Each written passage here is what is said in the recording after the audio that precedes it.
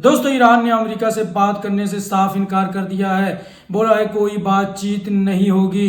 Iran अभी तक पाकिस्तान नहीं पहुंचा है। अमेरिकी नेगोशिएटर जो टीम थी वो भी अभी तक पाकिस्तान नहीं पहुंची है। अमेरिका की नेगोशिएटर टीम आ रही थी जिसमें शामिल थे अमेरिका के वाइस प्रेसिडेंट जेडी वांस और स्टीव विटकोफ भी शामिल थे, और इस टीम के अंदर डोनाल्ड ट्रंप के दामाद कुशनर भी शामिल थे। दोस्तों, यानी 3 लोगों की टीम बातचीत करने के लिए इस्लामाबाद में पहुंचने वाली थी आज की डेट में, लेकिन कोई भी अभी तक नहीं पहुंचा है।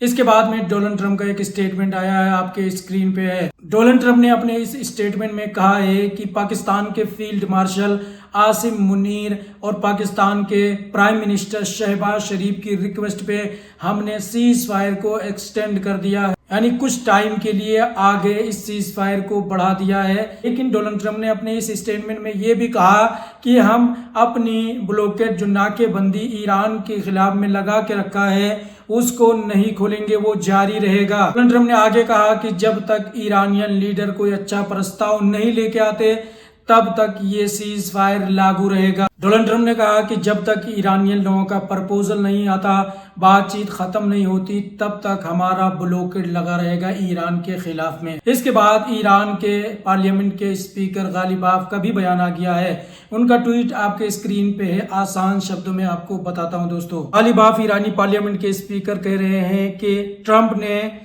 घेराबंदी और सीज फायर की खिलाफ वर्जी करके दबाव बनाने की कोशिश की है ताकि ईरान को सरेंडर करवाया जा सके।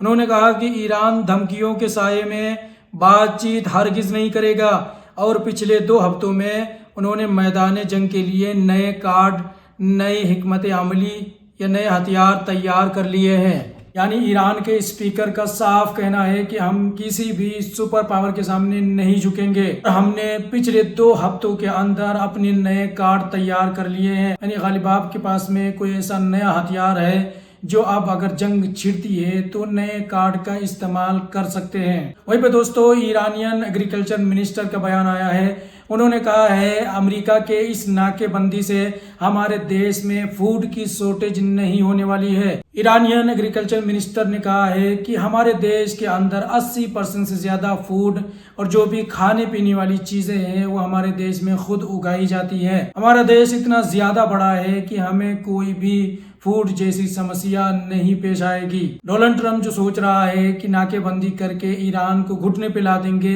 ये डोनाल्ड ट्रंप की भूल है। हम इतने ज्यादा कैपेबल हैं कि हम अपने देश को संभाल सकते हैं और फूड की कमियों को खत्म कर सकते हैं। हमने 40 साल में पाबंदियां होने के बावजूद भी घुटने नहीं टेके, तो डोनाल्ड ट्रंप क्या सोच रहा है कि 2-4 दिन नाकेबंदी करके 2-4 हमारे जहाज़ों को रोक के हमारे देश को भूखा कर देगा, हमारे देश को घुटनों पे ला देगा। ये डोनाल्ड ट्रंप का सपना खाक में मिल जाएगा। ये कहा है ईरान के एग्रीकल्चर मिनिस्टर ने। दोस्तों, यहाँ पे ईरान के विदेश मंत्री अब्बास अरागची ने भी अमेरिका को निशाना बनाते हुए उन्होंने एक ट्वीट किया है। दोस्तों, आपके स्क्रीन पे है। उन्होंने कहा है कि अमेरिका ने जो ब्लॉकेड नाकेबंदी लगा के रखा है ये एक्ट ऑफ वार है, यानी ऐलान जंग है। और आगे ईरान के विदेश मंत्री ने कहा है कि अमेरिका ने सीज फायर का उल्लंघन किया है, उसका खिलाफ वर्जी किया है, ये सबसे बड़ा क्राइम है। और आगे उन्होंने कहा कि ईरान जानता है कि पाबंदियों से कैसे निपटना है और पाबंदियों को कैसे हटाना है। डोनाल्ड ट्रंप को आगे कहा कि हम दादागिरी से निपटना अच्छे से जानते हैं, बुलिंग यानी दादागिरी से हमें अच्छे से निपटना मालूम है, हम किसी भी दादागिरी के सामने नहीं झुकेंगे। यानी ईरान के जो ऑफिशियल्स हैं वो लगातार डोनाल्ड ट्रंप के ऊपर जम के बरस रहे हैं।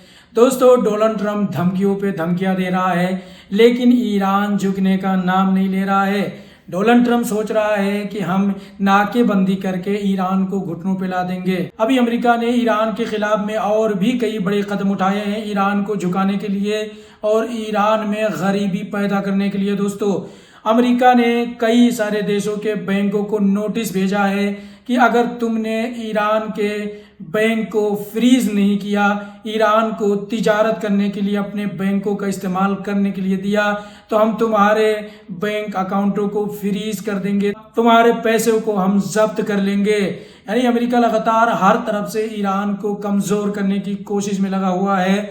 लेकिन पता नहीं अल्लाह की कौन सी ताकत ईरान के अंदर मौजूद है कि ईरान झुकने का नाम नहीं ले रहा है। उल्टा ईरान बोल रहा है कि हम जानते हैं दादागिरी से निपटना और पाबंदियों से कैसे निपटना है, वो हमें अच्छे से पता है। वहीं पे दोस्तों एक बार फिर से इसराइल ने लिबनान के ऊपर हमला किया है बीका के इलाके में दोस्तों, जिसमें एक व्यक्ति मारा गया है। मीडिया की रिपोर्ट के मुताबिक ये कैसा सीज फायर हुआ है लिबनान के अंदर कि इजराइल सीज फायर का पालन ही नहीं कर रहा है। दोस्तों गाजा के ऊपर भी इजराइल के बड़े हमले जारी हैं।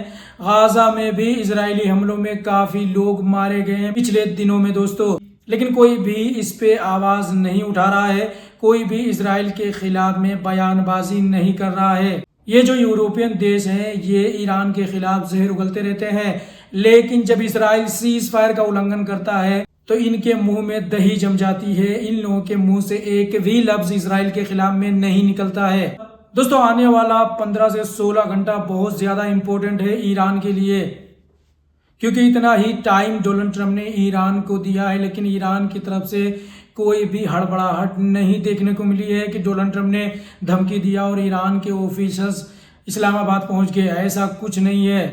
पाकिस्तान अंदर ही अंदर ईरान को मनाने की कोशिश कर रहा है, ईरान को तैयार कर रहा है बातचीत करने के लिए। बाकी इस वीडियो में इतना ही दोस्तों, आप लोग क्या कहना चाहेंगे कमेंट में जरूर बताएं।